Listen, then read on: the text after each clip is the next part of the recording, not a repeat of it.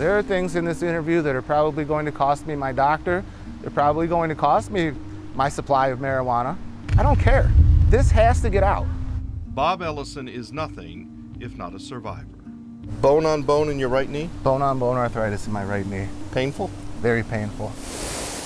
The flow of pain was constant, so Bob's doctor put him on an opiate, Vicodin. But over time, Bob says his body built up a tolerance and he needed more pills to stem the pain.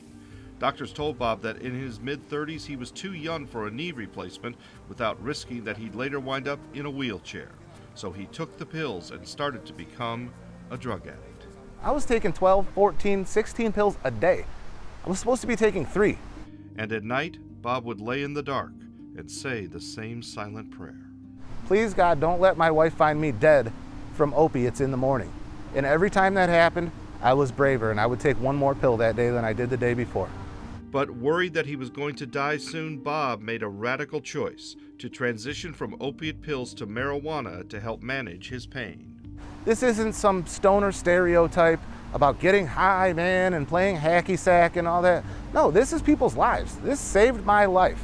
A 2014 study in the Journal of the American Medical Association concluded that states that have legalized medical marijuana have about a 25% lower average death rate from drug overdoses than other states.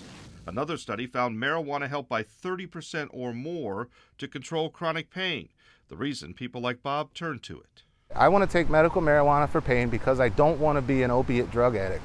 I was an opiate drug addict. That concept that you could use marijuana to treat chronic pain is highly controversial. Many experts regard marijuana as a so-called gateway drug, one that leads to harder drugs. The government schedules many opiates on what's called Schedule II, drugs that can be abused but have some medical value. But marijuana is scheduled as Schedule I, meaning the government sees it as having no medical value.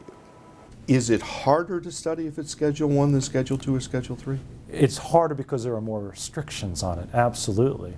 But the restrictions are there for a reason. But the most important thing, it's not impossible. We also have to just end the DEA monopoly on medical marijuana research. At a Senate hearing this year, several lawmakers pushed to change the law to allow more marijuana research. I know some people are saying that we should wait until there's more research before changing the laws.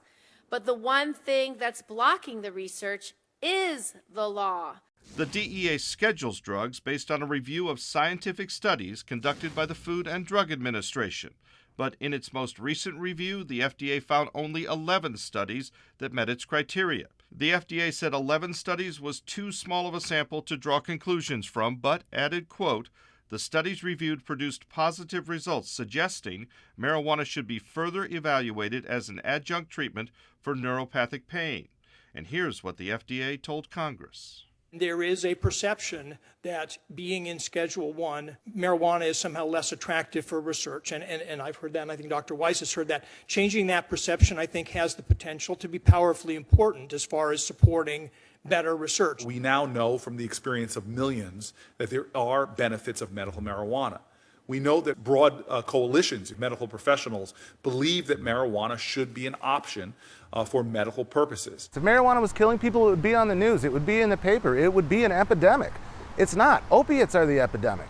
A lot of studies have not been done simply because of the classification that the drug currently has. Which prevents doctors from learning more about how marijuana may or may not treat pain. I believe the additional research would certainly be helpful. Marijuana can kill you one way. If it falls out of an airplane, if somebody throws a bale of it out of an airplane and it hits you in the head, that's the only way marijuana is going to kill you. Like other drugs and alcohol, marijuana certainly can contribute to deaths, most notably if drivers are high and kill someone in the trauma of a car crash. But in Ohio, more people now die from heroin and other overdoses than from all types of car accidents, whatever their cause, combined. And Bob says marijuana doesn't have the awful withdrawal symptoms that opiates can.